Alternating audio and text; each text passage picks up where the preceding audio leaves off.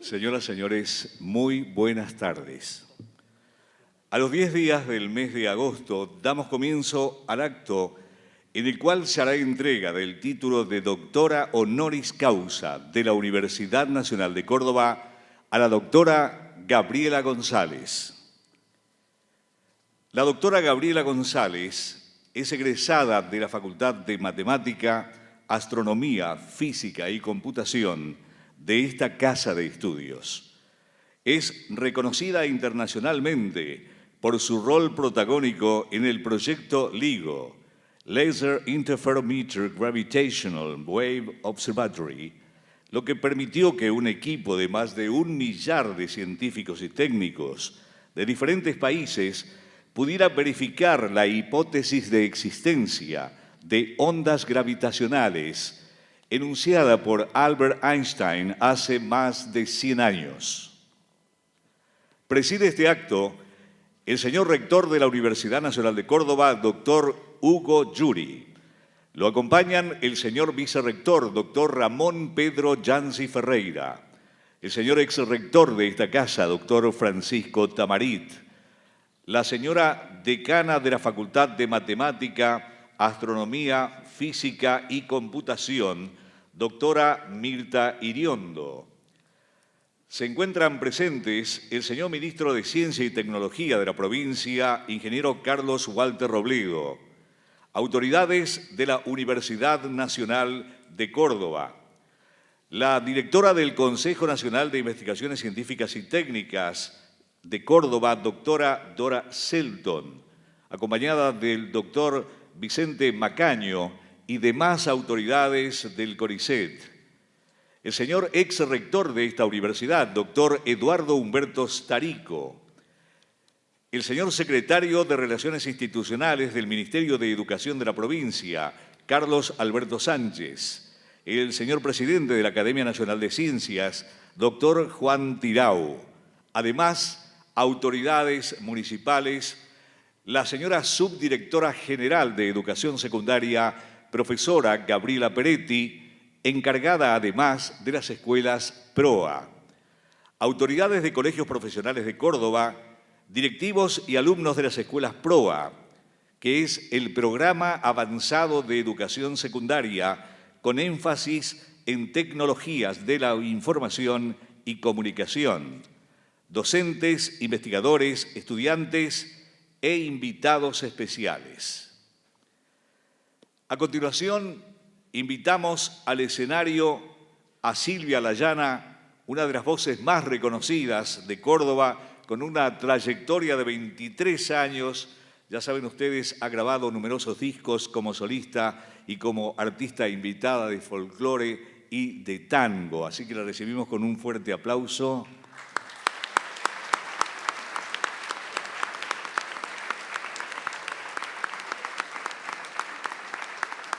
Silvia nos va a acompañar en la entonación del himno nacional argentino.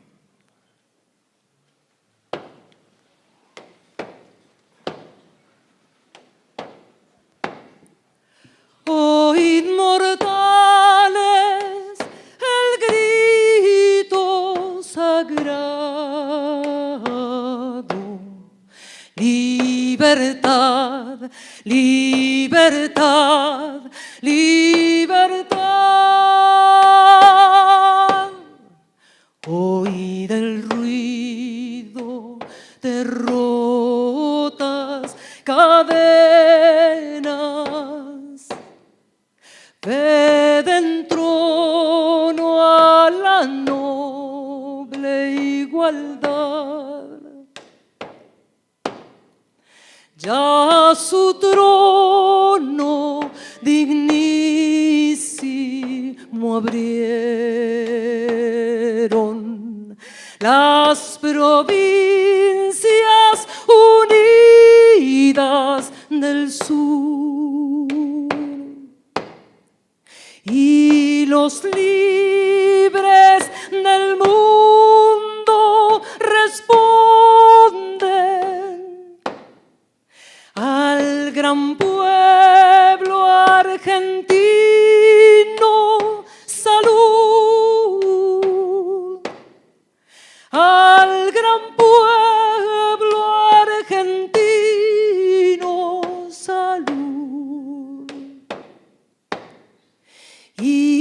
los libres del mundo responden al gran pueblo argentino, salud. Y los libres del mundo responden al gran pueblo argentino, salud. Sean eternos los laureles que supimos conseguir, que supimos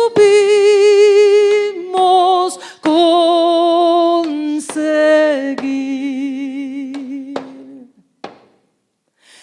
Coronados de gloria, vivamos.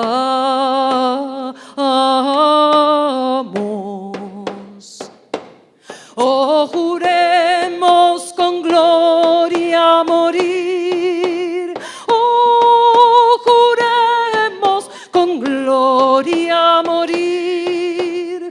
Oh, juremos con gloria morir.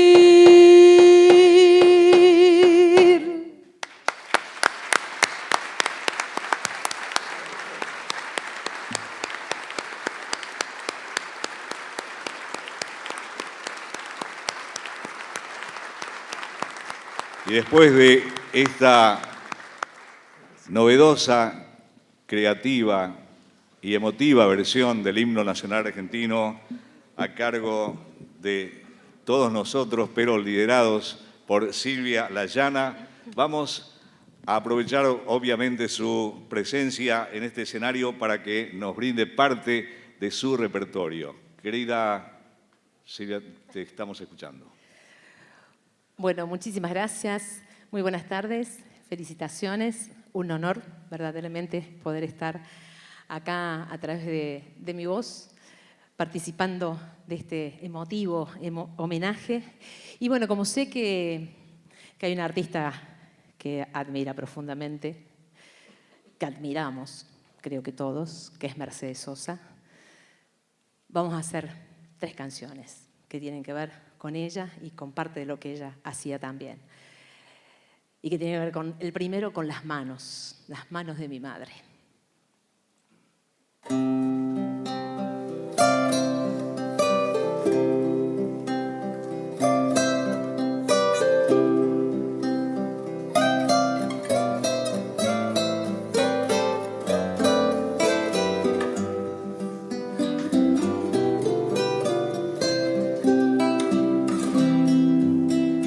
Las manos de mi madre parecen pájaros en el aire,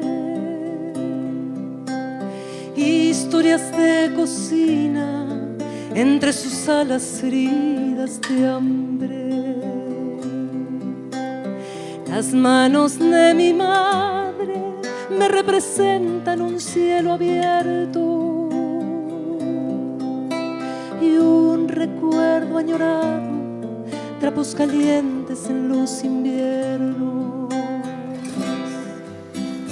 Las manos de mi madre llegan al patio desde temprano. Todo se vuelve fiesta cuando ellas vuelan junto a los pájaros, junto a los pájaros que aman la vida y la construyen con el trabajo. Arde la leña, harina y barro, lo cotidiano se vuelve mágico, se vuelve mágico.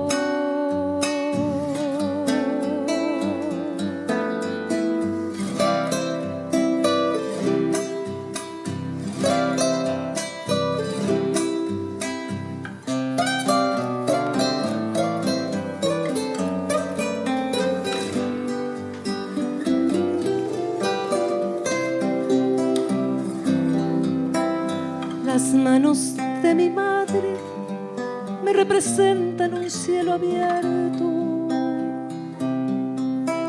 y un recuerdo añorado, trapos calientes en los inviernos. Ellas se brindan cálidas, nobles, sinceras, limpias de todo. ¿Cómo serán las manos del que las mueve gracias al odio? Las manos de mi madre llegan al patio desde temprano. Todo se vuelve fiesta cuando ellas vuelan junto a otros pájaros, junto a los pájaros que aman la vida y la construyen con el trabajo. Arde la leña, harina y barro, lo cotidiano se vuelve mágico, se vuelve mágico.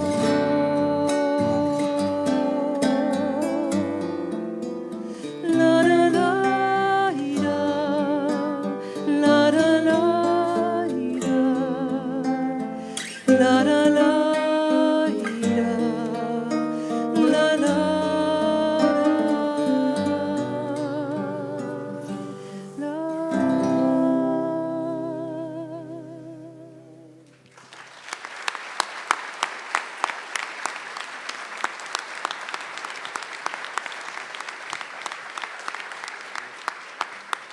Muchísimas gracias. Y bueno, y ahora una de las zambas que más se han hecho y que Mercedes cantaba increíblemente bien, que yo admiré desde siempre, Alfonsina y el mar.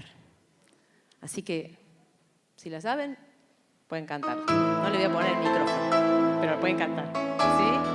Alfonsina y el mar, bellísima. Poesía de una realidad tan dura como es el suicidio de una de las grandes poetas argentinas, Alfonsina Storni.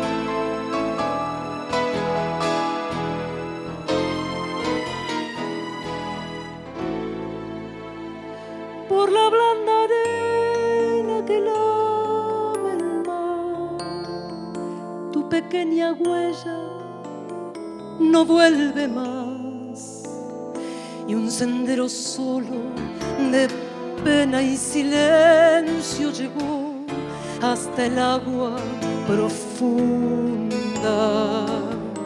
y un sendero solo de penas mudas llegó hasta la espuma. Sabe Dios qué angustias te acompañó, qué dolores viejos cayó tu voz para recostarte arrullada en el canto de las caracolas marinas. La canción que canta en el fondo oscuro del mar, la caracola. Te vas, Alfonsina, con tu soledad. ¿Qué poemas nuevos fuiste a buscar? Y una voz antigua de viento y de sal te requiebra el alma y la está llevando, y te vas hacia allá como en sueños, dormida Alfonsina vestida de mar.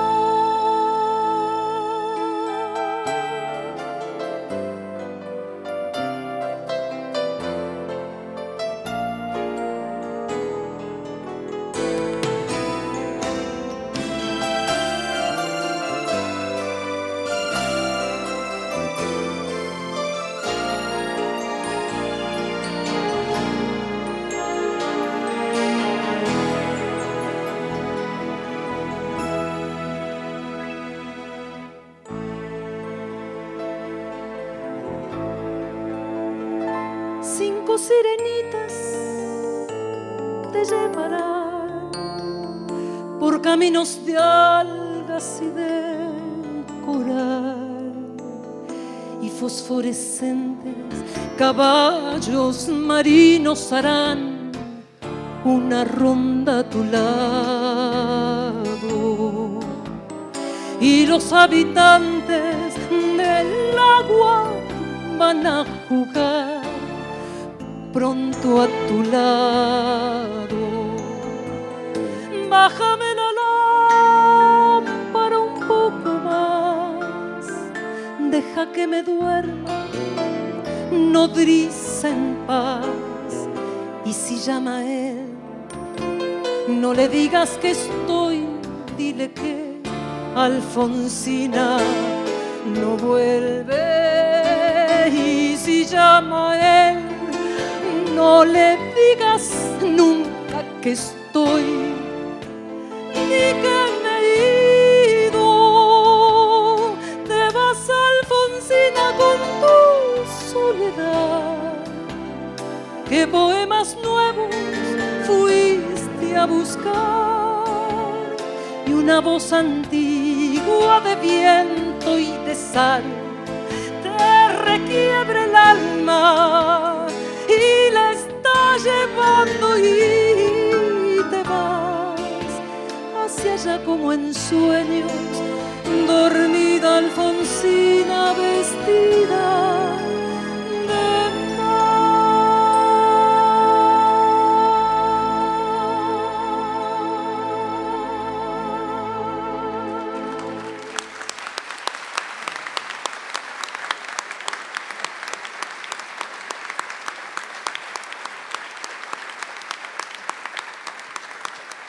Bueno, muchísimas gracias.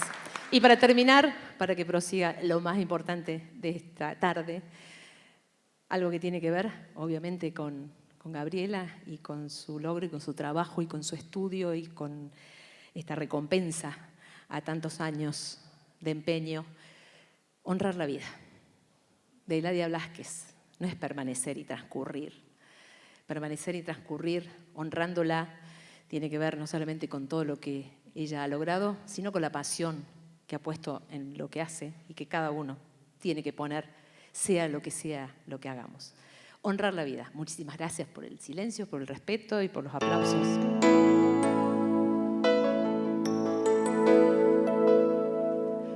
No, permanecer y transcurrir no siempre quiere sugerir honrar la vida. Hay tantas maneras de no ser, tanta conciencia sin saber, adormecida. Merecer la vida no es callar ni consentir tantas injusticias repetidas. Es una virtud, es dignidad y es la actitud de identidad más definida. Eso de durar y transcurrir no nos da derecho a presumir, porque no es lo mismo que vivir, honrar la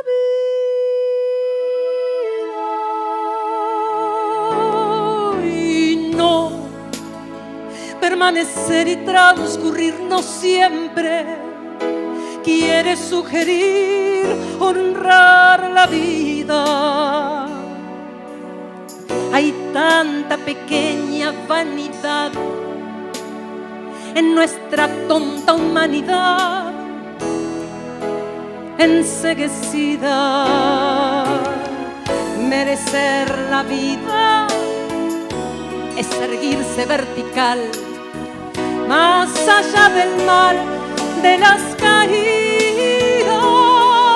Es igual que darle a la verdad y a nuestra propia libertad la bienvenida.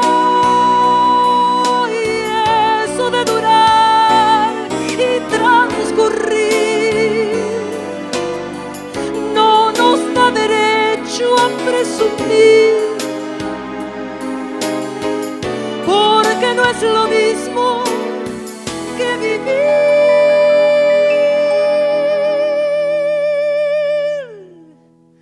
Honrar la vida.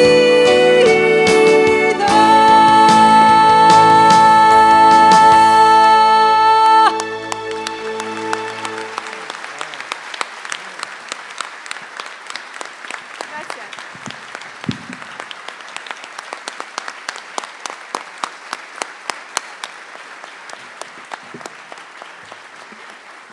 Gracias, Silvia Layana. Gracias por este estado de emoción en que nos has envuelto a través de tus canciones, en esto que viene a ser un homenaje de la comunidad artística de Córdoba para una científica cordobesa de la Universidad Nacional de Córdoba que nos llena de orgullo.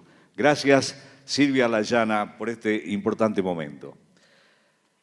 Seguidamente, el doctor Francisco Tamarit nos va a presentar a la doctora Gabriela González.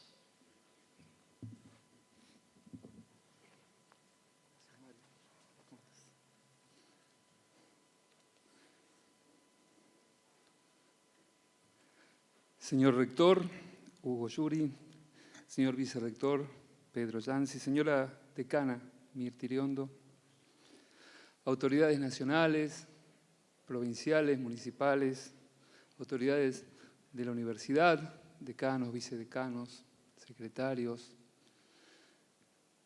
autoridades del CCT Córdoba, profesores, colegas, estudiantes.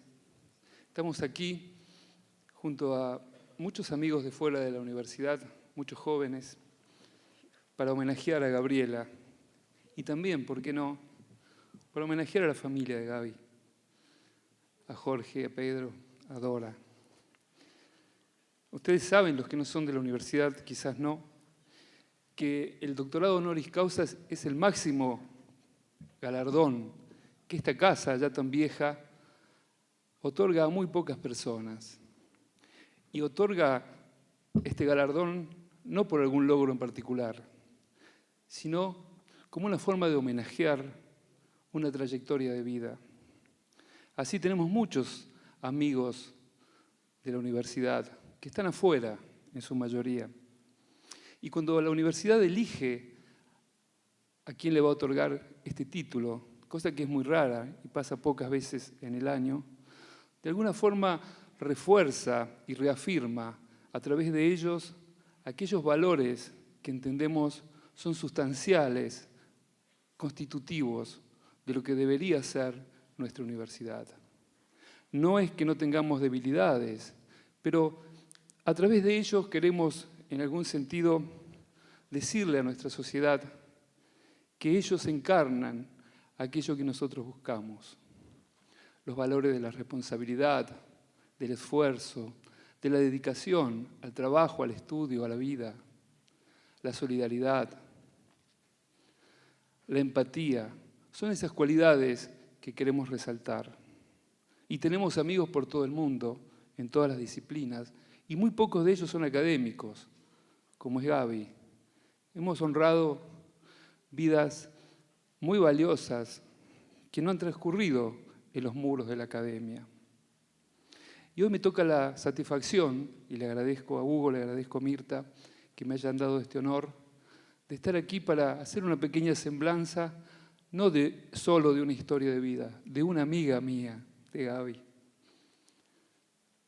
Y con ella también, como digo, homenajear a muchos que como Gaby, aquí y en otros lugares del mundo, encarnan esos valores. Por eso para los más jóvenes, para los que llevan menos años siendo jóvenes que yo, es muy importante que sepan que esto que hoy reconocemos en Gaby y que el mundo reconoce en Gaby, nosotros lo percibimos desde que la conocemos. En pocos casos uno puede sentir con satisfacción que una única persona encarna muchos de los valores que nos interesan. Yo la conocí a Gabriela en el año 84. Ella había entrado a la universidad y nuestro país florecía la democracia. Yo había entrado a la universidad en la dictadura y acá hay muchos queridos amigos que entraron conmigo. Ella tuvo la suerte de entrar con aquel aire renovador. Y desde el primer día que entró a la universidad, fue una brillante estudiante, la más brillante de su generación, y una comprometida estudiante. Porque en nuestro sistema, la vida universitaria exige compromiso. Por eso tenemos el cogobierno, por eso honramos la participación. Y no es casual que el año que viene nuestra universidad va a conmemorar 100 años del movimiento reformista que fue hecho por los jóvenes de 1918 y a pesar de los mayores. Yo les podría contar de la vida académica de Gaby, pero eso ustedes lo olvidarían, de sus estudios en el sistema público cordobés, de sus estudios en Estados Unidos, de su vocación por la física. Me gustaría, pero los aburriría y se olvidarían de esos detalles. Pero hay un rasgo en Gabriela que a mí siempre me sorprendió. Yo nunca perdí vínculo con Gaby. Todos los años o nos hablamos o nos encontramos. Generalmente cuando vienen con Jorge compartimos un almuerzo, un asado, algún vino. Y Gaby apenas se fue de Córdoba, se englobó, se metió en un proyecto más ambicioso que yo pude apreciar en mi vida de físico, la detección de las ondas gravitacionales. Y hoy a ustedes les parece muy simple, y ella les va a contar y les va a hacer creer que es muy simple, pero este proyecto requirió superar todas las barreras posibles, y una muy importante fue la barrera de la incredulidad. Porque cada vez que Gaby venía y me contaba que estaba metida en este proyecto, yo se lo decía, y lo decía para mí adentro, esto no va a terminar bien, va a ser imposible conseguir una tecnología que permita detectar las perturbaciones que ellos estaban buscando. Yo la veía azorado, con un poco de ingenuidad, y pensaba, Gaby, que es la más inteligente, está metida en esto. Y ese es un rasgo de Gabriela. Cuando Gabriela empezó en los 80 con este proyecto, sin duda aquello sonaba un tanto descabellado. Pero Gabriela consiguió. Y Gabriela no solamente hizo aportes académicos, porque es muy capaz en la física teórica y en la física experimental. Gabriela fue capaz de liderar, de comandar en el buen sentido, de organizar, de estructurar y de guiar un equipo. Porque pese a lo que a veces nosotros mostramos, la ciencia es una construcción social que se hace entre muchos. Uno puede ser un poco individualista en la forma de trabajar y crear entre cuatro paredes, pero siempre la ciencia se hace en forma colectiva y cooperativa. Y ese es el rasgo singular que tuvo este proyecto, como otros proyectos, como la Máquina de Dios y muchos por el estilo. Fue la capacidad de mostrar que un trabajo solidario, generoso, articulado, con mucho esfuerzo, con mucha vocación, puede dar estos resultados. Ustedes van a ver dentro de un ratito qué son las ondas gravitacionales y cómo se detectaron. Pero lo que no van a ver es que atrás de esto hay una vocación de miles de personas que han decidido ir a buscar la respuesta a las preguntas más profundas de la ciencia. Y esta universidad, que sin duda es reconocida también por el valor de sus investigaciones científicas y técnicas, es un ejemplo de que desde la formación de sus estudiantes se preocupa por la calidad de la educación y se preocupa por la pertinencia y por el valor social de sus esfuerzos. Porque aunque parezca mentira, quizás no hay ningún interés social más importante que atender a la curiosidad que los humanos tenemos. Y también eso es necesario reconocerlo. Homenajear a Gabriela también es homenajear a la historia de un país como el nuestro, lleno de vicisitudes, de problemas, de deudas, pero que ha sabido construir un sistema público de educación superior como ningún otro país, diría, en el mundo.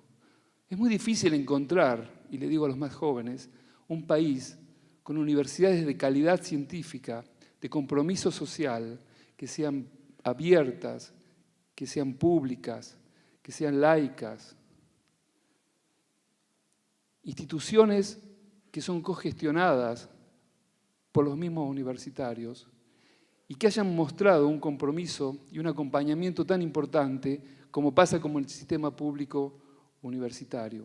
Por eso, al homenajear a Gaby, también quiero decir que debemos homenajear un nuevo sentido de lo público, que no se contrapone con los esfuerzos individuales, pero que apuesta a que los humanos sabemos encontrar en el otro la capacidad de construir cosas maravillosas. Y luchemos para que esta construcción maravillosa, que es la universidad y que es el sistema científico y tecnológico argentino, más allá de las modificaciones necesarias, pueda seguir dando sus frutos y que muchas Gabys sigan saliendo del sistema universitario y que nuestra universidad en particular siga resonando por la calidad de sus egresados, por la formación que brindamos, por los resultados científicos y tecnológicos que logramos. Una nación que no apuesta a la educación como un bien social es una sociedad que no tiene destino. Por eso, Gaby, hoy, en nombre de toda la Universidad Nacional de Córdoba, nuestro más sentido homenaje a vos, a toda tu familia y, en algún sentido, a todos los que, como vos, luchan por hacer todos los días que el mundo sea un poquito mejor. Nada más, gracias.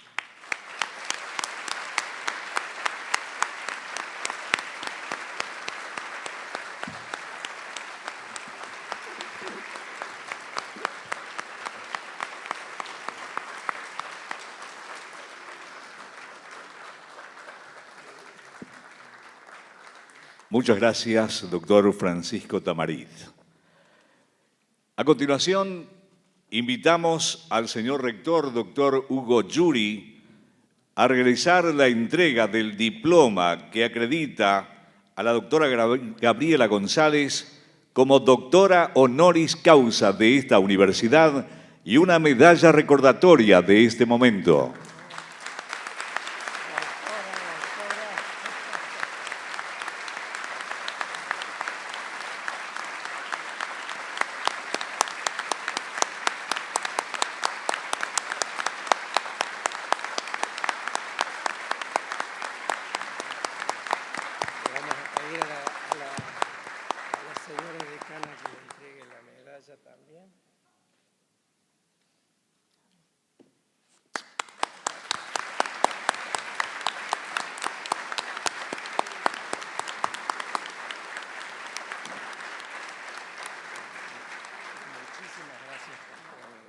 Invitamos a las autoridades a descender para escuchar a la doctora Gabriela González, quien dictará la conferencia Einstein, agujeros negros y ondas gravitacionales.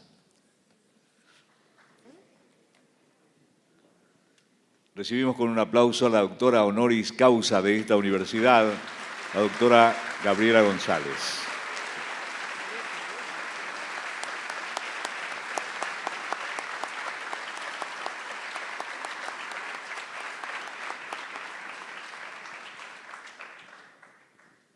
Muchísimas gracias. Antes de hablar de física, y esperando que me deje hablar la emoción, quiero agradecer muchísimo a la universidad, al señor rector, a las autoridades de la universidad por este gran honor. Realmente Es un honor. Me preguntaban hoy, ¿vos te imaginabas de chica conseguir estos reconocimientos? Y no, la verdad es que uno de chico y de grande, uno no piensa, no es el objetivo de uno estos reconocimientos. Pero cuando pasan son muy importantes y son el fruto de trabajo, como decía Pancho, son el fruto de trabajo no solo de uno, sino de todo lo que lo formó a uno, de la familia, mis padres, mi hermano, mi marido, mi mejor amiga están aquí, de mis compañeros con los que estudiaba física, con los que me ayudaban en los problemas, con los que militábamos en el centro de estudiantes, peleándonos muchas veces entre nosotros y también con los otros claustros, reorganizando cosas. Ese tipo de formación que después seguí fuera de Córdoba, fuera de Argentina, pero seguí ayudándome de todos mis compañeros, de todos mis colegas. Eso es lo que se reconoce, esto es lo que siento que se reconoce. No es mi trabajo, sino todos los que me ayudaron a llegar a donde estoy. De nuevo, muchísimas gracias.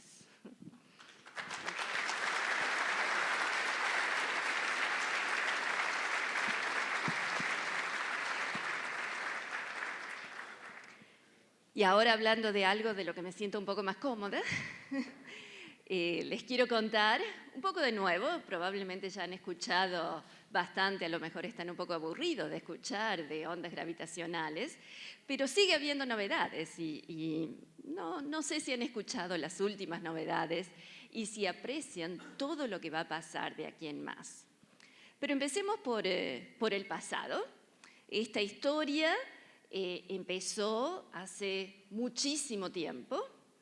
Hace mucho tiempo y en una galaxia muy lejana había dos agujeros negros que giraban uno alrededor del otro. A mí me gusta decir que bailaban el tango, siendo argentina. Cuando cuento esto en otros países no entienden tanto, pero y estaban no solo deformando el espacio-tiempo alrededor, sino produciendo efectos, estas deformaciones del espacio-tiempo que viajaban llevando este mensaje hasta que se fusionaron en un solo agujero negro y ya no hubo más.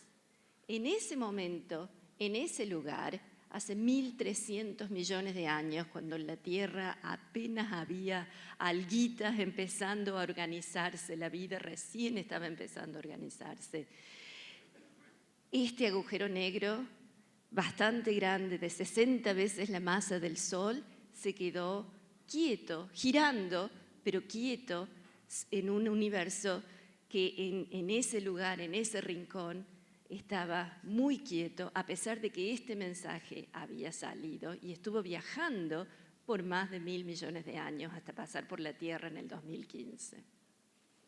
En la Tierra la historia también fue bastante larga. Tomó más de 100 años desde que Einstein publicó su teoría de la relatividad, que tenía muchas consecuencias experimentales que se fueron probando y que se usan incluso ahora en tecnología actual, pero también tuvo otras consecuencias, otras predicciones que no se llegaron a probar mientras Einstein estaba vivo. Y es más, Einstein, por lo que se sabe por los documentos y los discursos que ha dado, ni siquiera creía mucho. Por ejemplo, la existencia de agujeros negros. Es una consecuencia, una predicción de la teoría de Einstein que nunca se llegó a apreciar antes de que Einstein muriera.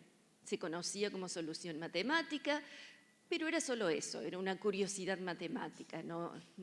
La gente no pensaba que existieran cosas así. Después no solo los matemáticos y los físicos entendieron más los agujeros negros, sino que los astrónomos empezaron a encontrar evidencia de que existen. Eso Einstein no lo sabía. La otra consecuencia de la teoría, y la teoría en realidad es muy, muy complicada, matemáticamente muy complicada, pero muy bella. Es una de las cosas en física. Uno aprecia no solo las predicciones, los experimentos, la descripción de la realidad, sino también la belleza de las leyes de la naturaleza. Y esta teoría de Einstein es una de las teorías más lindas que hay. Las teorías de partículas también son muy lindas, pero a mí, por supuesto, esta es la que más me gusta. Y es una teoría de la gravedad, es una teoría que esencialmente dice que las masas se atraen no porque ejerzan una fuerza instantánea, como aprendemos nosotros en la escuela, que es la ley de Newton, sino porque las masas, todos nosotros, todos los objetos, todas las partículas, vivimos en una grilla cuadridimensional, una grilla de 4 dimensiones. Nosotros solemos imaginarnos un papel cuadriculado, que es lo que parece esto, un papel cuadriculado que usamos para medir distancias, dibujar triángulos y medir distancias. Imaginémonos eso en 3 dimensiones espaciales y ahora imaginémonos un reloj en cada esquina para medir tiempos. Eso es el espacio-tiempo, la medición, la definición de distancias y tiempos entre todos los puntos del universo. Y lo que Einstein se imaginó era que las masas deforman esa grilla cuadridimensional. Esta grilla siempre se usó, lo usamos nosotros para hacer ejercicios en la secundaria, se usa en física de partículas exactamente así como la describo. Lo que Einstein dijo es que las masas deforman esta grilla, cambian las distancias y los relojes, la sincronización de los relojes. Así, el Sol, por ejemplo, distorsiona esta grilla más que la Tierra. La Tierra tiene una masa mejor, entonces distorsiona esta grilla un poco menos, y recordemos que distorsiona espacio y tiempo. Y la Tierra entonces se mueve alrededor del Sol porque ve esta curvatura del espacio-tiempo, porque ve los relojes y ve que la manera más fácil de moverse no es en línea recta, sino siguiendo la órbita que gira, que sigue la Tierra alrededor del Sol. Entonces la teoría de Einstein explica con matemática mucho más complicada el mismo movimiento de los planetas alrededor del Sol, un poco mejor, explica el movimiento de Mercurio un poco mejor, pero además tiene otras muchas consecuencias. Y podría hablar una hora entera de la teoría de la relatividad, pero la predicción que nos importa, que fue otra predicción que Einstein mismo no estaba muy seguro si era simplemente una curiosidad matemática o un efecto físico, pero tampoco le importaba mucho porque si era un efecto físico era tan chiquito que nunca se iba a poder medir, son las ondas gravitacionales. La predicción es que si tenemos 2 objetos, la Tierra y el Sol, en este caso 2 agujeros negros como esos que pensaba yo que les mostraba al principio, van a deformar el espacio-tiempo, aquí está la deformación, uno cerca de uno y cerca del otro, van a girar uno alrededor del otro, esto es la misma predicción que hacía Einstein, pero además van a producir una deformación del espacio-tiempo que se va a llevar energía, estos son las ondas gravitacionales, y va a hacer que los agujeros negros se acerquen tanto que se van a fusionar en un solo agujero negro. De acuerdo a Newton, estos 2 objetos, sean agujeros negros o sean estrellas, iban a girar uno alrededor del otro para siempre.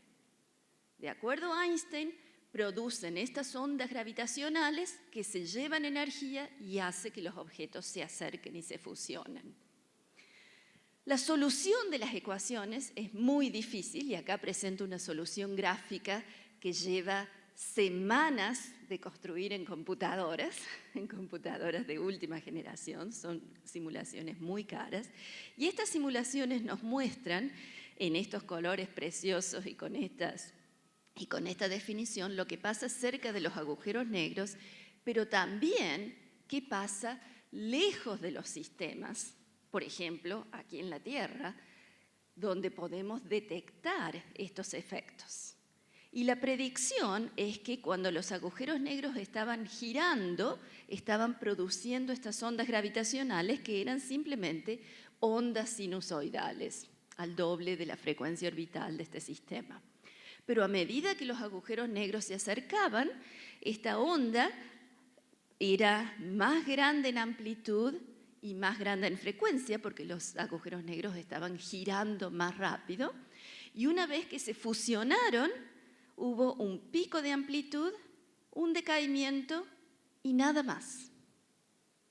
No hubo más onda gravitacional emitida allí. Aquí quedó un agujero negro rotando, pero no hay más emisión de ondas gravitacionales. Esto es lo que se espera medir, este es el efecto, este es el mensaje de este evento astronómico que pasó en este lugar, este es el mensaje que nos trae de este evento viajando a la velocidad de la luz al resto del universo. Esto era lo que queríamos, lo que se quería detectar. Tomó casi 50 años gente que pensara que ondas gravitacionales podían detectarse, pensar en detectores que se podían construir, encontrar el financiamiento de los detectores, desarrollar la tecnología para instalar estos detectores y finalmente detectar estas ondas gravitacionales en el 2015. Estas campañas toman no solo mucha gente, sino mucho tiempo. La física toma paciencia. Lo que a Einstein le parecía increíble y a lo mejor no importaba saber si esta predicción era un efecto matemático o si era algo medible, es que la amplitud predicha es infinitesimal. Y Einstein calculó algunos números muy al principio, en 1916, y dijo, esto nunca se va a medir. Esta predicción dice que estos agujeros negros, que ahora sabemos que existen porque detectamos este efecto, estos agujeros negros a 1.300 millones de años luz de distancia, agujeros negros inmensos, cada uno 30 veces la masa del Sol, fusionándose, produciendo estas deformaciones de espacio-tiempo que parecen increíbles y producen esto, que es la mayor amplitud. Esta amplitud es una deformación de distancias aquí en la Tierra de una parte en 10 a la 21. Uno tiene poca conciencia de números grandes cuando ya pasan del millón. Para uno, 1 millón, 10 millones, 1.000 millones, a menos que sean dólares, más o menos lo mismo. Pero en distancias es difícil imaginarse estas cosas. Así que a mí me gusta poner ejemplos. Una parte en 10 a la 21 de la distancia entre la Tierra y el Sol es un diámetro atómico. Así, esa es la deformación de la distancia que pasó debido a esta onda gravitacional. Es un efecto pequeñísimo, proporcional a la distancia, así que si queremos medir este efecto en distancias menores que la distancia de la Tierra al Sol, obviamente el caso para experimentos en la Tierra, vamos a tener que medir efectos mucho más pequeños que eso. Por supuesto, medir diámetros atómicos es algo que se hace en los laboratorios todos los días, pero estamos hablando de algo mucho más chico porque estamos hablando de distancias mucho más chicos. Y eso era lo increíble. Si uno hablaba aún de experimentos que tuvieran kilómetros de largo, estábamos hablando, una parte en 10 a la 21 era distancias de 10 a la menos 18 metros, no solo más pequeñas que un átomo, más pequeñas que un protón. Son fracciones, milésimas de protón, y no había experimentos que tuvieran esa precisión. Hasta que la gente pensó en esto. Y la gente en los 70, y estos fueron pocos científicos, varios, algunos en Rusia, los primeros papers, los primeros artículos que se publicaron sobre este tipo de mediciones fueron en Rusia a finales de los 60, pero en esa época alguna gente aquí no había nacido, pero el ámbito científico no estaba tan comunicado, así que esos artículos no se leían en otros lugares, en otros países que en Rusia, así que nadie en Estados Unidos ni en Europa se enteró de eso y se reinventó. Esto fue una rueda que se reinventó varias veces. Pero en los 70 ya había varios que pensaban en usar interferómetros, que es una de las maneras uno de los instrumentos más sensibles que existen para medir diferencias de distancias, no distancias, sino diferencias de distancias. La idea es tener un láser, un semiespejo, de manera que la mitad de la luz del láser siga en una dirección, la otra mitad en la otra dirección. Aquí tenemos otros espejos que mandan la luz de vuelta en esta dirección y aquí encuentran el semiespejo de nuevo, así que tendremos este haz rebotando de esta manera, este haz transmitiéndose de esta manera, y estos dos haces que salen del interferómetro van a interferir uno con otro, por eso lo llamamos interferómetro. Déjenme mostrarle la simulación. Si estas dos distancias son iguales, la luz se cancela y no hay luz que salga del interferómetro. Pero si estas dos distancias son distintas, por ejemplo, porque una onda gravitacional está pasando, entonces vamos a tener algo de luz a la salida. Esta es la onda electromagnética del láser, saliendo las dos ondas aquí, una de este lado, otra de este lado. Si estas dos distancias son iguales, se cancelan y no hay luz a la salida. Pero si estas dos distancias son distintas, tenemos más luz, menos luz, más luz, menos luz.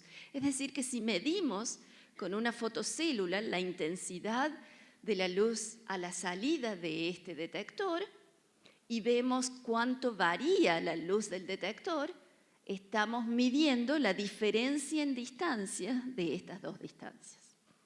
Pero ahora les recuerdo que lo que nosotros queremos es medir si esto tiene 4 kilómetros, que es la distancia que usamos ahora en los interferómetros de LIGO, si esto tiene 4 kilómetros, la diferencia de distancia de la que estamos hablando es 4 milésimas de protón.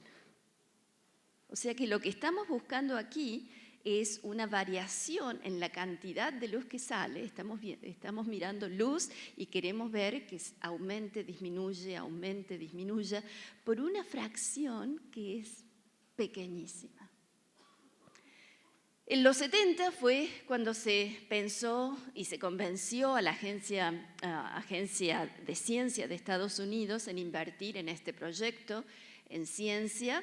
En Estados Unidos, en Europa y en muchos otros países ahora se invierte en proyectos que son muy grandes, pero este fue el primero en el que la Agencia de Ciencia Básica de Estados Unidos invirtió esta cantidad de dinero. En general se había invertido por el Departamento de Defensa de Estados Unidos en estudios de física de partículas y de energías, porque esos son estudios que pueden llevar a armas. Esas son las grandes inversiones en ciencia hechas por el Departamento de Defensa y el Departamento de Energía. Pero esto, la National Science Foundation, es la Agencia de Ciencia Básica. Y hasta este proyecto no había invertido en proyectos de esta magnitud. Ahora ya sí ha invertido en muchos otros, no solo de astronomía, sino de ecología, de relevamiento terrestre y muchos otros. Este proyecto tenía 2 interferómetros de 4 kilómetros de largo, es decir, aquí tenemos el láser viaja en vacío 4 kilómetros, allá hay un espejo, acá hay otro espejo, 2 observatorios, uno en el estado de Luisiana, en el pueblo de Livingston, yo vivo muy cerca de aquí, precisamente porque este observatorio está allí, y otro observatorio en el estado de Washington, en una reserva del Departamento de Energía en Hanford, en el medio del desierto. Esto es lo que se ve en el observatorio de Hanford. Y cuando se aprobó la inversión en este proyecto, se sabía que la tecnología iba a ser lo suficiente como para tener ruido que iba a ser equivalente a estas milésimas de protón. Es decir, que si las señales tenían esa magnitud, que era lo que se esperaba, no se iban a poder medir.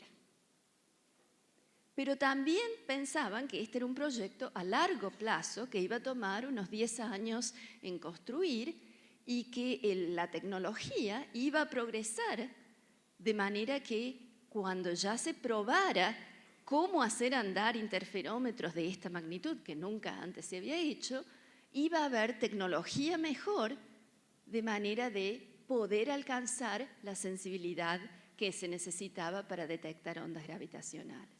Es decir, esto fue una inversión a muy largo plazo. Y eso es lo que a veces uno se olvida.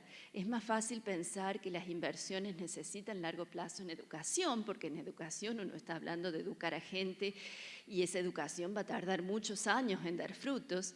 En la ciencia es lo mismo. En la ciencia, la inversión que se hace hoy va a dar frutos recién a 10 o 20 años en ciencia básica y a lo mejor así de pronto en tecnología y en desarrollo de tecnología, pero probablemente tome mucho más tiempo. En fin, siguiendo la historia, estas son las fotos que a mí más me gustan, pero las que menos explico en general. La tecnología que hizo falta, no solo para esa primera generación que se construyó y se operó entre el 2005 y el 2010, sino para la segunda generación, la tecnología de segunda generación que se empezó a instalar recién en el 2008, se empezó a tomar datos en el 2015, es impresionante porque necesita física e ingeniería trabajando juntos en un montón de temas distintos. La tecnología de vacío, por ejemplo, estos son tubos de vacíos de 1,5 metros de diámetro, de 4 kilómetros de largo, en 2 observatorios. La tecnología que hizo falta para construir estos sistemas de vacío no existía en ese momento. Y estos tubos se construyeron, se vaciaron en el 90 y todavía no ha hecho falta corregir hasta el año pasado pérdidas de vacío. Este es uno de los sistemas de vacío más impresionantes del mundo y más grande en volumen. Los espejos son espejos que son espejos muy grandes porque necesitamos que los haces de luces sean grandes de manera de promediar de medir no solo la posición de un átomo, porque la posición de un átomo varía mucho, la posición promedio de muchos átomos en el frente del espejo, pero se necesita que ese espejo sea pulido de una manera excepcional y que sea de un material excepcional de manera de tener poca pérdida de energía, lo cual importa para tener menos movimiento browniano o movimiento térmico. Eso fue en lo que hice mi tesis, pero es un poco técnico. Estos espejos, hay nada más que 2 compañías en el mundo que los producen y los producen para este tipo de interferómetros. Pero esa tecnología es tecnología que van a usar comercialmente en el futuro. Estos espejos, para poder aislarlos del ruido sísmico, están colgados en suspensiones y están colgados de fibras de vidrio.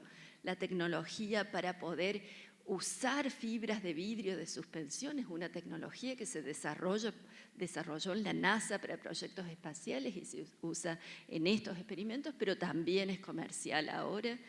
Están suspendidos, este espejo está suspendido de otra masa de vidrio, suspendida de otros amortiguadores, todo eso suspendido de un sistema de aislación sísmica activo, todo eso dentro de cámaras de vacío y todo eso multiplicado varias veces porque no solo tenemos un semiespejo y estos espejos a 4 kilómetros de distancia, sino que tenemos otros espejos en el camino para ir y volver la luz muchas veces, lo cual necesita un sistema de control muy complejo y aquí es cuando los físicos e ingenieros tenemos que trabajar juntos y tenemos también otros espejos que hacen que la luz vaya y vuelva del láser al interferómetro, tenemos otros espejos a la salida para finalmente tener una señal aquí, para la cual tenemos que usar información, sistemas de análisis de la información muy sofisticados para encontrar estas variaciones pequeñísimas de intensidad de la luz en esta fotocélula. La tecnología que hay aquí es una tecnología que, como les digo, involucra todas las constantes universales de la física, involucra todas las especialidades de ingeniería, ingenierías de controles, ingeniería óptica, ingeniería de sistemas, así como de la física. Y esa es una de las cosas que en realidad a mí más me entusiasmó desde el principio. Yo empecé estudiando aquí en la Universidad de Córdoba con el grupo de relatividad, empecé estudiando la teoría de la relatividad, que me parecía bellísima, pero cuando me encontré con este tipo de proyectos en el cual hacía falta pensar en tanta tecnología puesta de manera tan precisa para medir el espacio-tiempo, eso fue lo que me encantó y esto es lo que he estado haciendo desde entonces. Como les decía, todo esto se desarrolló, los observatorios se construyeron en los 90, en el 2005, del 2005 al 2010 se tomaron datos con la primera generación, no se detectó nada. La verdad es que algunos esperábamos tener suerte y detectar algo, pero no había garantía. Pensamos a instalar esta generación de tecnología en el 2008.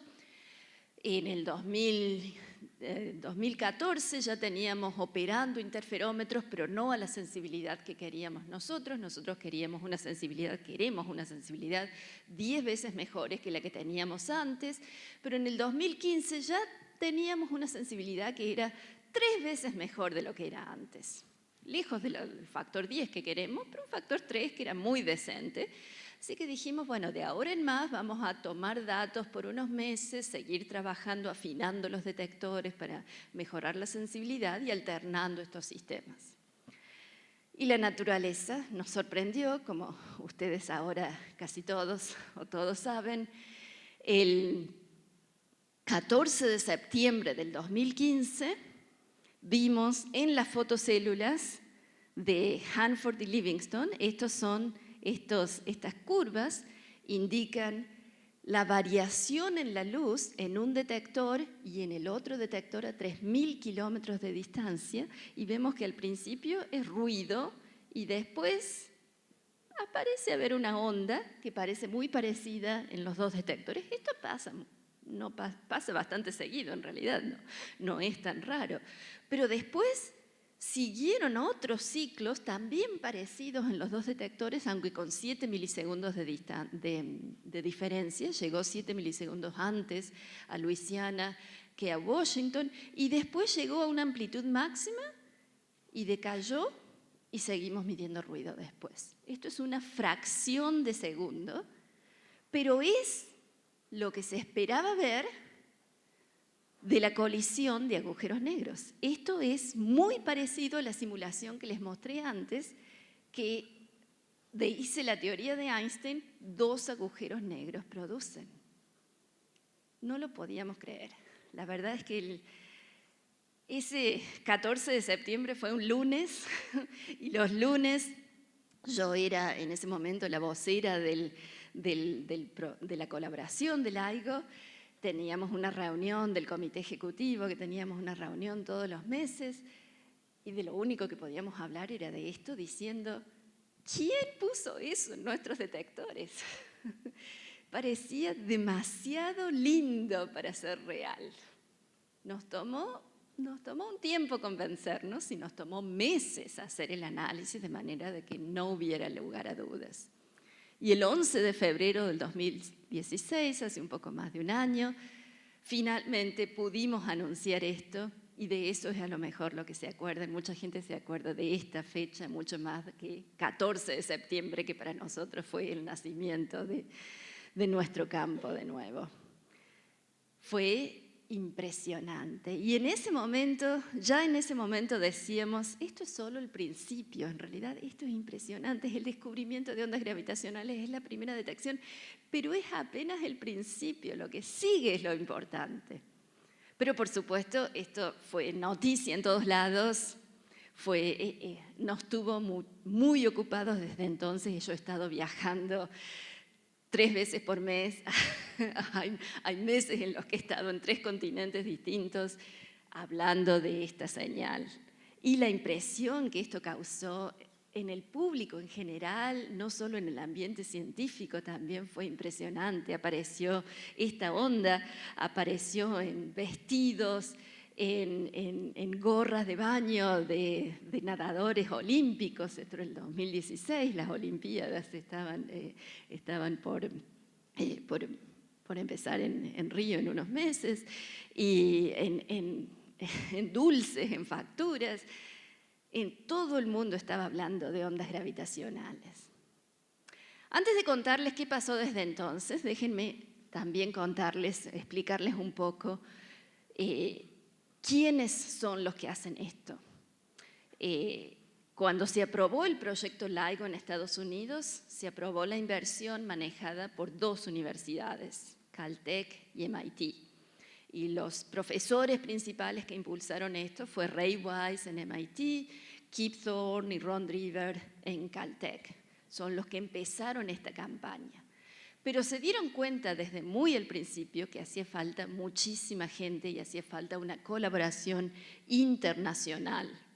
Y eso es lo que es la colaboración científica de LIGO. Empezó en 1997 con unas 200 personas de unas 20 instituciones. Yo estaba empezando como profesora asistente en la Universidad de Pensilvania y propuse, yo quiero armar un grupo en Pensilvania trabajando en esto. Yo había estado trabajando en el MIT, en este proyecto antes. Desde entonces hemos crecido, tenemos grupos en 15 países distintos, tenemos 1.100 miembros, seguimos creciendo, tenemos grupos nuevos casi todos. Nunca tenemos una foto linda, así que esa es la única en la que tenemos varios de nosotros. Pero también tenemos una estructura democrática, que es algo raro. Bueno, es algo en lo que yo tenía un poco más de experiencia que muchos otros, por la estructura democrática en la universidad y en Argentina, por la que se había luchado tanto en Argentina, empezando en el 83, pero en ciencia no es tan común. Pero en el 97, cuando nos organizamos como colaboración, quisimos armar una estructura democrática. Y tenemos muchas posiciones, tenemos grupos de trabajo, los líderes de los grupos de trabajo son elegidos por los miembros de los grupos y los líderes de la colaboración son elegidos por la misma colaboración. Ray Wise fue el que empezó a organizar esto en 1997. En el 2002, 2003 es cuando cuando terminamos de organizar toda la estructura democrática. Peter Solson de la Universidad de Siracusa fue el primer vocero, el primer líder electo. Me encanta esta foto, él fue mi director de tesis, yo hice mi tesis de mi primer doctorado con él, no este doctorado honoris causa que me gustó recibir hoy. Y hasta el 2007, bueno, aquí está cortado, pero en el 2007, el 2011, David Reitzy de la Universidad de Florida. Como ven, gente de distintas universidades, no solo de Caltech y MIT. En el 2011 fui elegida yo como la primera vocera. Fue una fiesta. Siempre fuimos varios candidatos, todas estas elecciones se han hecho con varios candidatos que no peleamos uno con otro, sino que en realidad presentamos visiones distintas para la colaboración. Pero en el 2011 había mucha gente que quería no solo un líder de la colaboración, sino también diversidad en la colaboración. Fui la primera vocera mujer y eso era algo que impulsó mucho dentro de la colaboración.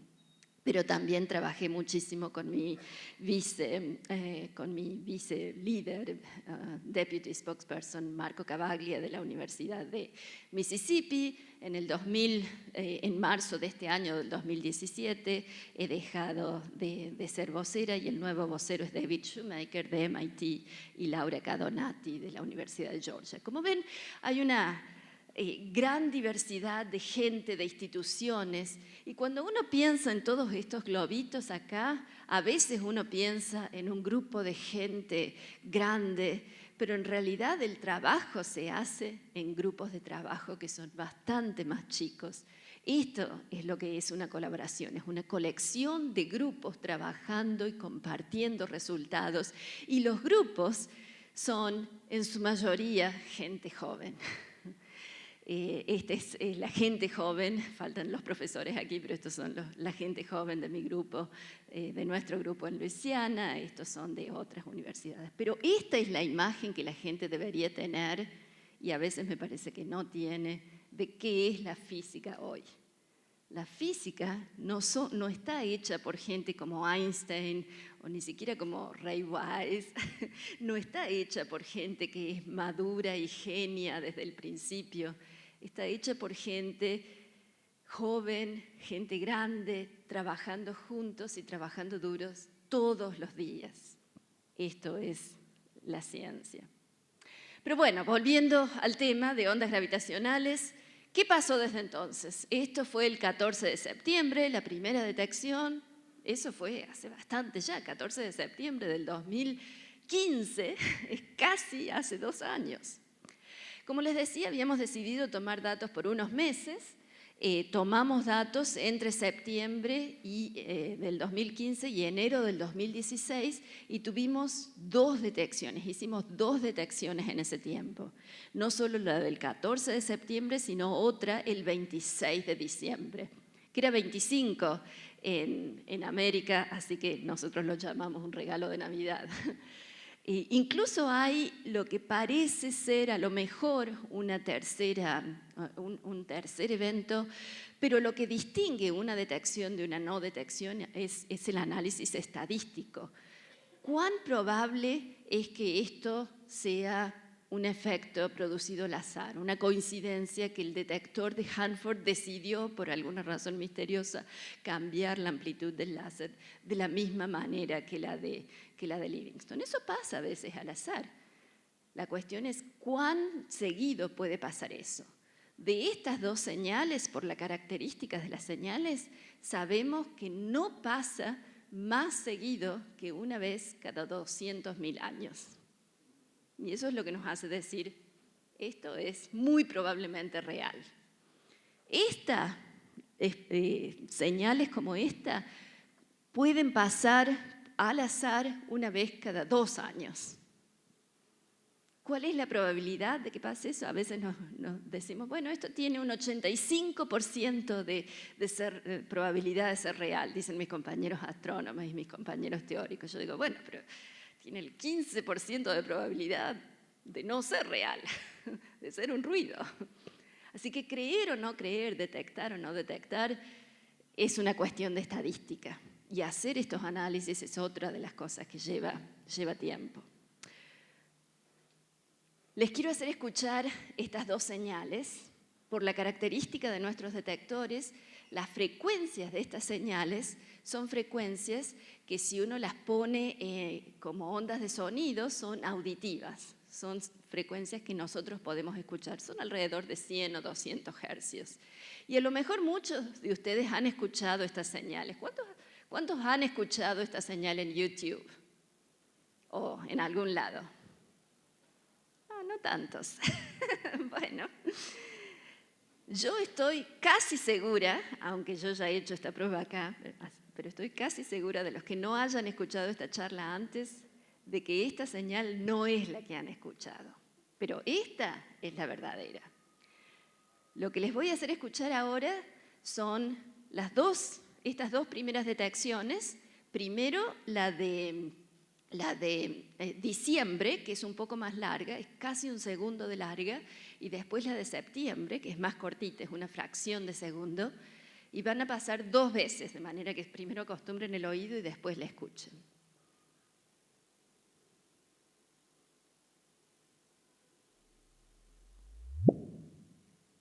Esa es la larga, esta es la corta. Diciembre. No son muy musicales. Son frecuencias bajas, son 100, 200 hercios. En realidad, si detectamos después, como pensamos detectar colisiones de estrellas de neutrones, son bastante más musicales.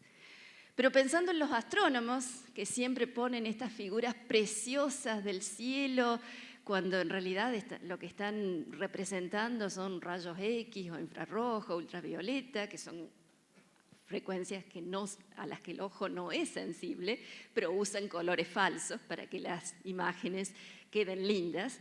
nosotros dijimos, bueno, nosotros podemos hacer lo mismo. Entonces agregamos 400 hercios y estas son las señales que se han hecho mucho más populares y que mucha gente incluso tiene en los teléfonos ahora. De nuevo pasa primero la larga.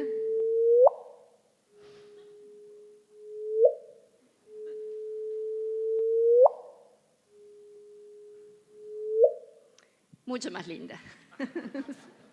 Falsa. No es toda falsa, porque en realidad hemos agregado una frecuencia constante a la variación que verdadera. Pero queda mucho mejor.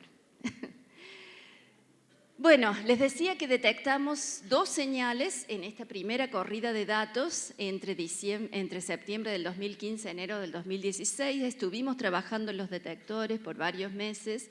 Empezamos a tomar datos el 30 de noviembre del año pasado y vamos a estar tomando datos hasta finales de este mes, o sea, nos quedan unas pocas semanas, 2 o 3 semanas hasta que terminemos de tomar datos. Y todavía estamos analizando todos los datos, pero ya hemos publicado una tercera detección el 4 de enero de este año, del 2017. Así que ya ha habido 3 detecciones, las 3 de agujeros negros, sistemas binarios de agujeros negros. Y ya ha empezado a haber preguntas. ¿Por qué las masas que medimos? ¿Por qué parece que no están girando tan rápido como esperábamos que giraban en la dirección? Pero esas son preguntas que dejamos a los astrónomos. En realidad, en nuestra colaboración, en nuestro proyecto, lo que estamos haciendo es mejorando la sensibilidad de los detectores para detectar más y más señales.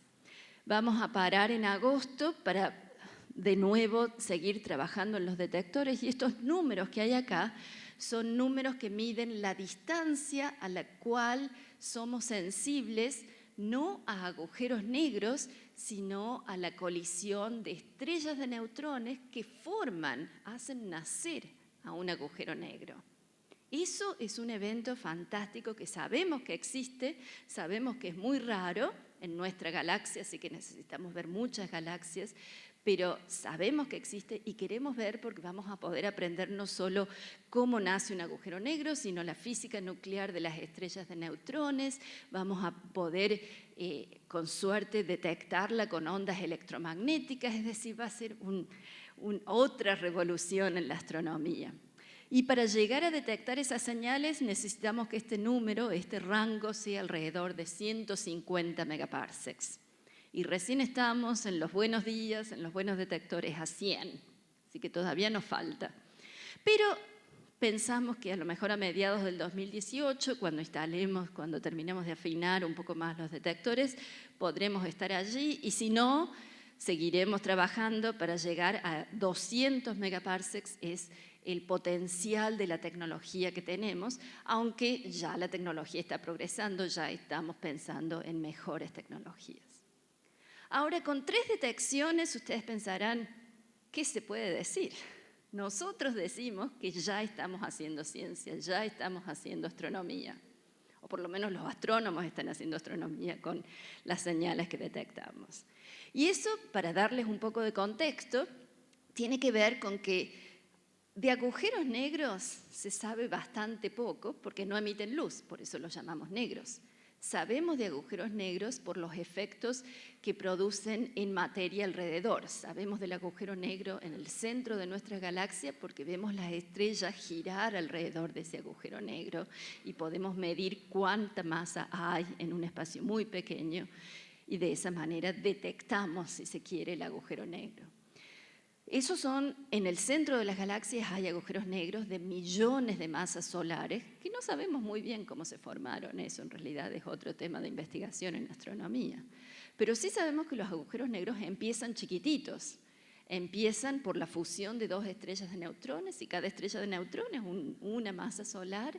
Empiezan de explosiones de estrellas, pero en una explosión la estrella en general tira la mayor parte de la materia, así que queda pocas masas solares armando el agujero negro al final, sabemos que empiezan chiquititos y teníamos evidencia de eso a partir de agujeros negros que parecen estar en sistemas binarios con otras estrellas comunes, y a partir de la luz, de la emisión electromagnética de estas estrellas comunes o de la materia que se está cayendo al agujero negro y emite rayos X, todo esto se hace con rayos X, teníamos evidencia de algunos, alrededor de un par de docenas de agujeros negros, de masas chicas, como se esperaba, 10, 15 masas solares.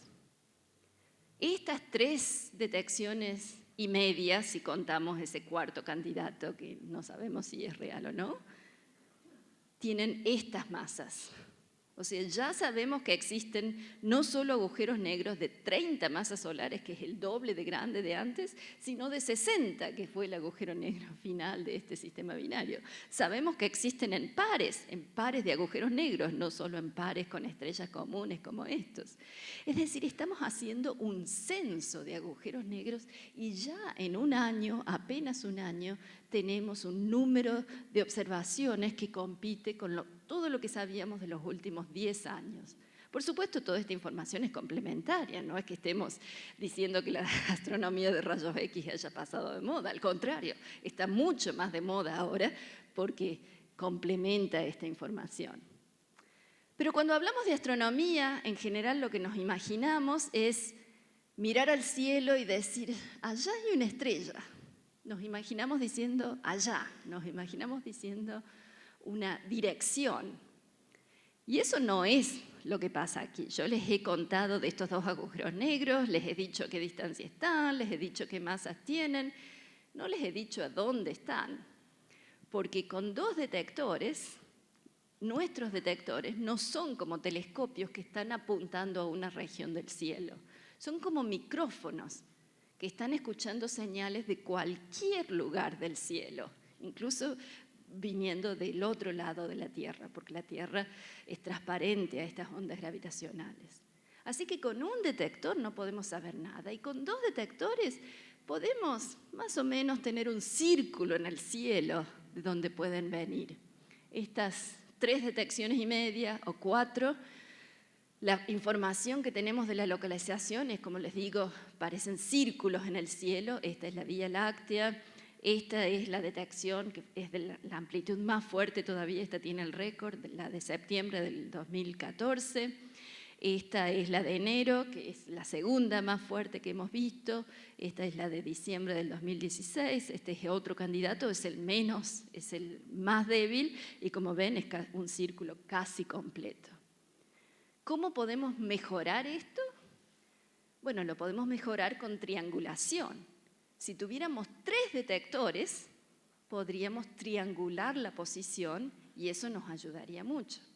Tenemos 2 detectores de LIGO, pero ya hay un tercer detector. Hay un tercer detector en Europa que se llama Virgo, con el que colaboramos, con el que hemos firmado. Todos estos papers han estado firmados por las colaboraciones de LIGO y de Virgo, porque trabajamos juntos, a pesar de que el detector de ellos todavía no estaba funcionando. El detector de Virgo ha empezado a tomar datos con nosotros desde el 1 de agosto. Es decir, hace un par de semanas que ya tenemos 3.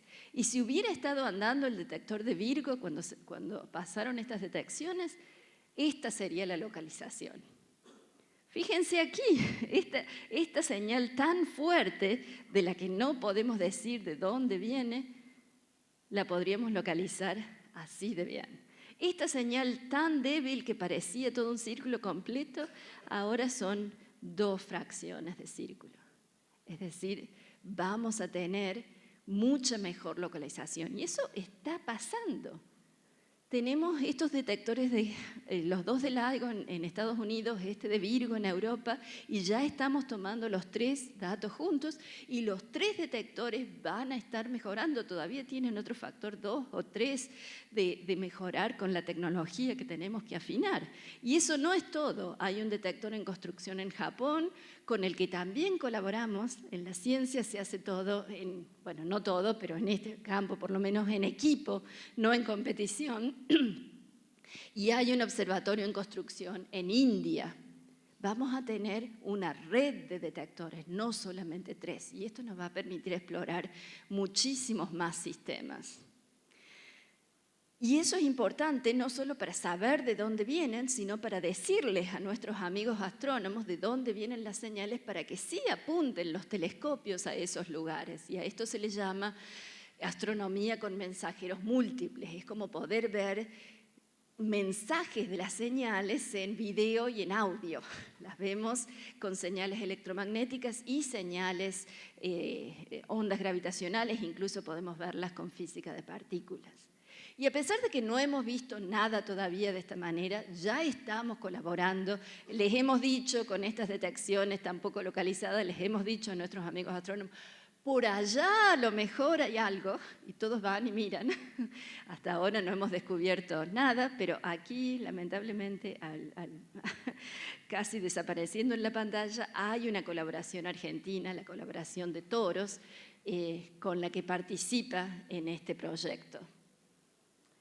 Y esto, como les decía, es apenas el principio. Hemos detectado y vamos a seguir detectando cada vez más colisiones de agujeros negros, pero queremos y vamos a detectar colisiones de agujeros negros con estrellas de neutrones dando nacer agujeros negros. Queremos detectar en realidad explosiones de supernova en nuestra galaxia, si pasan cuando estamos prendidos. Estas son bastante raras, pero además sabemos que podemos detectar señales de las que no tenemos modelos, mensajes del desconocido. Podemos detectar señales continuas, periódicas, de estrellas que rotan en nuestra galaxia, y de esas sabemos que hay muchas. Hay como 100 millones de estrellas de neutrones en nuestra galaxia que están produciendo ondas gravitacionales, no sabemos a qué amplitud, pero están produciendo ondas gravitacionales y estamos buscando esas. Y también podemos buscar un ruido que sabemos que es señal y no ruido porque va a estar correlacionado en los dos detectores. Va a ser un ruido astrofísico producido por muchas de estas señales que no podemos resolver una de otra, o a lo mejor por el universo temprano. Esto es como pensar, a mí me gusta pensar que son diferentes instrumentos musicales produciendo diferentes tipos de música.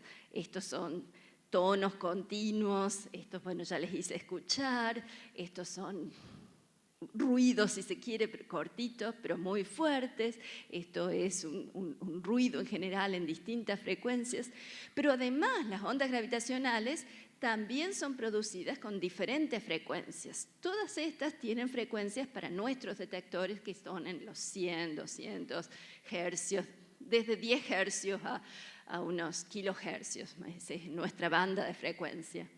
Pero hay otras señales y hay otros instrumentos, y todos estos instrumentos se están construyendo. Si uno quiere detectar señales de agujeros negros en los centros de galaxias, uno necesita interferómetros de 1 millón de kilómetros, no de 4 kilómetros. Y eso es un proyecto espacial que se llama LISA, que está aprobado por la Agencia Espacial Europea para lanzarse en el 2034, para el cual falta un poco, así que la gente joven va a ver esto, pero a lo mejor se va a lanzar antes porque la tecnología está progresando bastante más rápido de lo que se pensaba.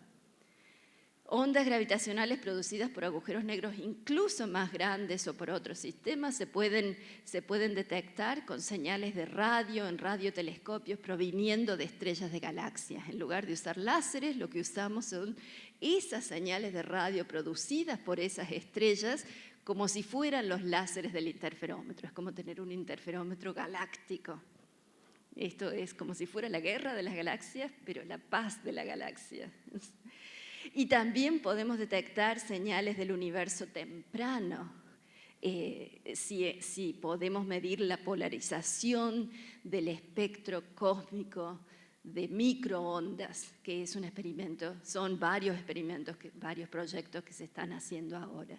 Es decir, todas estas colaboraciones, porque son muchas colaboraciones con distintos instrumentos, están todas buscando ondas gravitacionales, y yo y mis colegas, todos tenemos apuestas a cuáles son las primeras detecciones que vamos a escuchar, cuáles van a venir, pero todos coincidimos en que la próxima década es la década de las ondas gravitacionales, que nos enorgulleció, empezó con nosotros, pero que va a seguir con muchísimo más, con realmente una música de muchos instrumentos, de muchos tonos en los próximos años.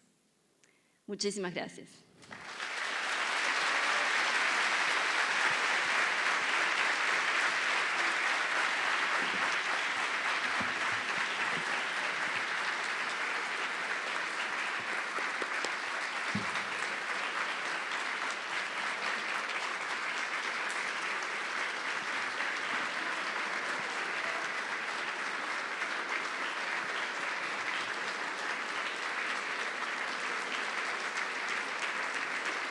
Muchísimas gracias, doctora.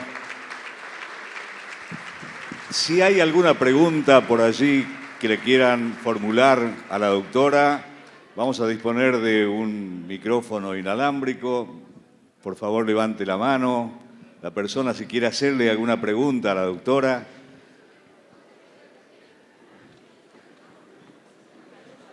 Me encanta contestar preguntas. Es más, cuando no recibo preguntas siento que he fracasado. Bien. ¿Hay alguna pregunta por allí?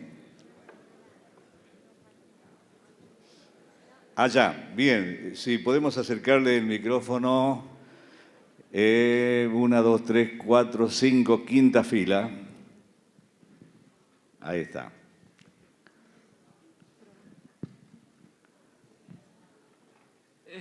¿Las ondas gravitacionales son simétricamente circulares o simétricamente esféricas?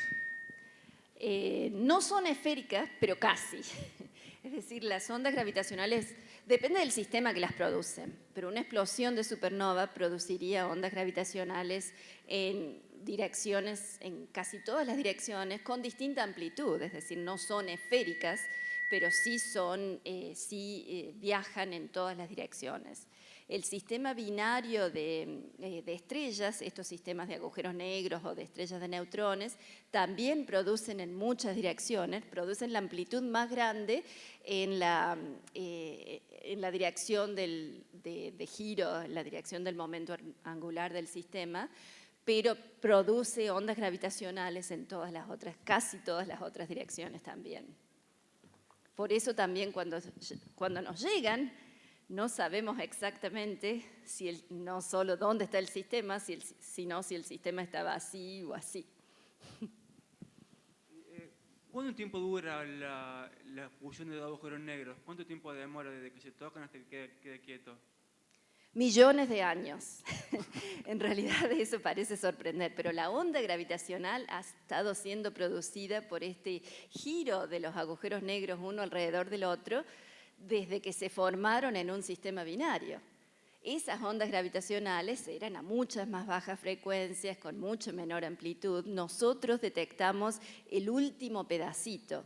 Y después de la fusión de los agujeros negros, ya después de la fusión no se producen más ondas gravitacionales.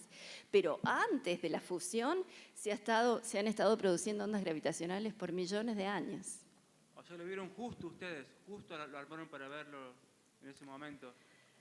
Bueno, en realidad estábamos prendidos y lo suficientemente sensibles cuando esta onda gravitacional pasó, pero están pasando ondas gravitacionales todo el tiempo. Simplemente tienen que ser lo suficientemente fuertes para que nosotros las podamos distinguir del ruido. Gracias. Una pregunta más. A ver, levante la mano, por favor, la persona. Ahí, bien.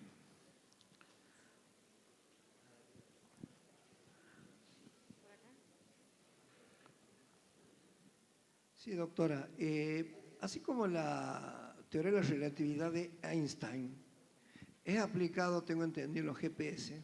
¿Está claro eso? Sí, bueno, es cierto. Quisiera saber si el estudio de estas ondas gravitacionales, ¿a qué tiende? Tiende a ser, porque yo voy a esto, uno estudia, me parece, pero tiene que asimilarlo y aplicarlo en la vida diaria, en la medida de las posibilidades, en la ciencia diaria. Las ondas gravitacionales, de un modo, se está experimentando, estudiando, o no tengo modo de explicarme de otro modo, para viajes espaciales, para no ser que, no sé si me entiende. Sí, sí, lo ¿Con qué entiendo, objetivo? lo entiendo. Sí, el objetivo de todo este proyecto fue hacer y es hacer astronomía, entender mejor el universo, saber más acerca de estas estrellas de neutrones, de estos agujeros negros. Y ese es el objetivo principal de la mayoría de los experimentos básicos en física y astronomía, son entender el universo. Todo desarrollo tecnológico, toda tecnología que usted usa ahora, toda la tecnología que se usa en física médica, en comunicaciones, en transporte, toda esa tecnología ha tenido base en ciencia básica 100 años atrás, 200 años atrás, hace mucho. Pero cuando se estudió esa ciencia, cuando se generó esa ciencia básica, el objetivo, el 99% de las veces, no fue la tecnología que se iba a desarrollar con esa ciencia, sino entender mejor, en nuestro caso, el universo en general es entender mejor la materia, entender mejor lo que nos rodea. Muy bien, eso nomás. Bien, agradecemos la generosidad de la doctora honoris causa de la Universidad Nacional de Córdoba, la doctora Gabriela González, y agradecemos la presencia de todos ustedes. Señoras y señores, muy buenas tardes. Muchísimas gracias.